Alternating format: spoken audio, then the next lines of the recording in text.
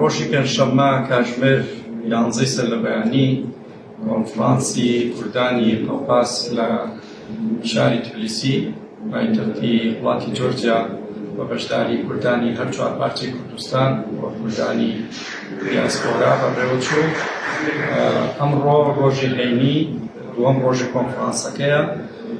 ئێمە بێگومان وەک تیمی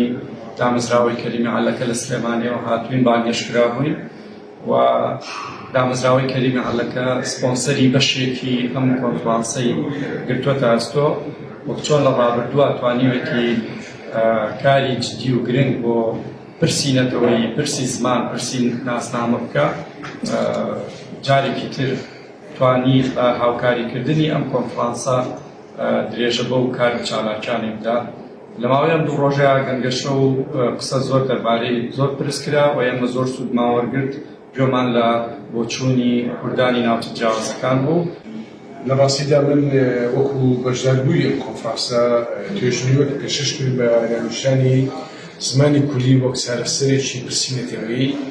بە کورتی لەو توێژنەوەی لە ماوەیەکدا خولەکدا ئاماژەم بۆ بگرێت و ئێمە زمانێکی ستاندارد و هاوبەش و پێوەرمانە بێ دەتوانین لە پرۆسی نەتەوەی سیاسیدا بگەین بە چەمکی نەتەوە. یەکەش بایەخی ئەم کۆنفرانسە لەوەدایە کە ئیدێتێک نخبەیەکی باش لە کەسایەتی ئەکادمی ڕووناکبیر لە هەر چوار پارچە کوردستان و کوردانی قەفقاز و کوردانی ئاسیای ناوین و تەنانەت کوردانی رووسیا ئەوروپا لێرە ئامادە بن بەزار و بزاری جیاواز بە بیرباوەڕی جیاواز لە ئەنجامی یان پشکنی توێژنەوەکانیان وتارەکانیان بێژنە ئەنجامێک کە ئێمە پێویستە. دیارە ئەم کۆنفرانسە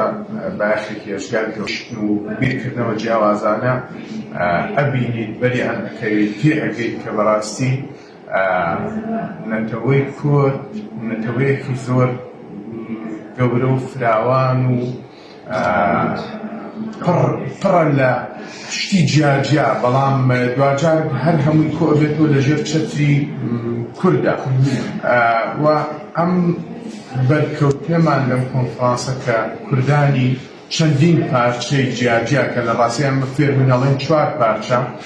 لێرە تێگەیشتین کە زیاتر لە چوار پارچەیە، کە ئەڵێن پێنج پارچە تێگەیشتین کە زیاتر لە پێنج پارچەیە. یعنی بەداخەوە کە وەگەڵێ ئەڵێن پارچە پارچە بەڵام لێرە ئەو یەکبوونە هەست پێ ئەکرێت بە هەموو جیاوازیەکانەوە. سڵاو و ڕێز بۆ دکتۆر تەها ڕەسوڵ کە ئەم سپۆنسەری دارایی ئەم کۆنفرانسەی بەشێکی گرتووەتە ئەستۆ و جارێکی تر ئەوەی ئێمە لێرە بەر ئەم نووسەر و توێژەر و بەشداربووانی ئێرە کەوتین کە ناوی ئەو ناوێکی ناسرا بوو بۆیان و هەرکە ناویشمانەیە نایەکسەر یانوت ئەو لە بواری پرسی نەتەوەیی و پرسی خزمەتکردنی زمان و کولتور و فەرهەنگی کوردی درێغی نەکردووە ناوێکی دیارەکەوە جێگەی فەخر و شانازی بوو بۆ ئێمە کە لە نزیکەوە لەگەڵ کەسایەتیە کارەکەین کە بەڕاستی هەموو ژیان و سەرمایەکەی نسبەتە خزمەتی پرسی کورد بوونەوە بۆیە ئەوە مایش فەخر و شانازی بوو بۆ ئێمە لەم گەشتەمانە. لێرە وەستا و ڕێزی تایبەت بۆ جەنابی دکتۆر تەها ڕەسوڵ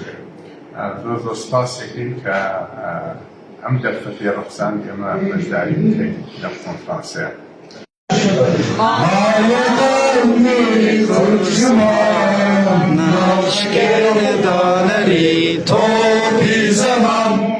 ناشکن دانری توپی زمان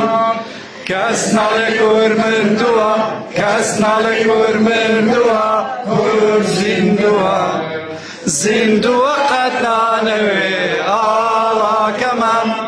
زندوا قد نانوی آلا کمان عیب اولین رنگی سروش روشین سیری کف ناویا را بردومان سیری کف ناویا را بردومان کس نالکور مردوا کس نالکور مردوا کور زندوا قد نانوی آلا کمان زندوا قد نانوی